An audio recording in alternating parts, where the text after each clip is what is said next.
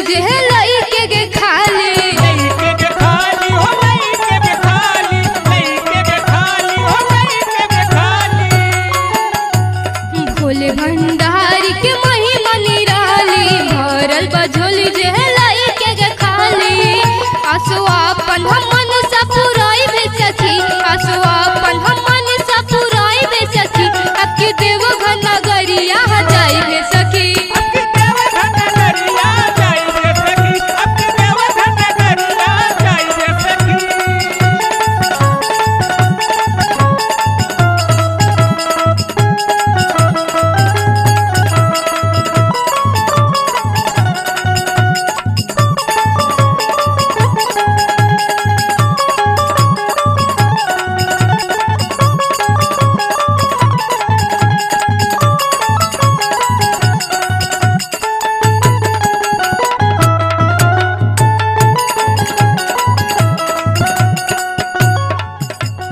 जलवा चढ़ाई जाके सुनो दिव्यार हो चलवा चढ़ाई जाके सुना दीदार हो चलवा चढ़ाई जाके सुना दीदार हो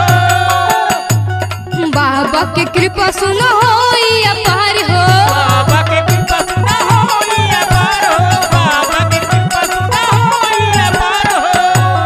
जलवा चढ़ाई जाके सुनो दिव्यार हो बाबा के कृपा सुनो होई अपार हो नारा बोल बम के सुना लगाई है सखी नारा बोल बम के सुना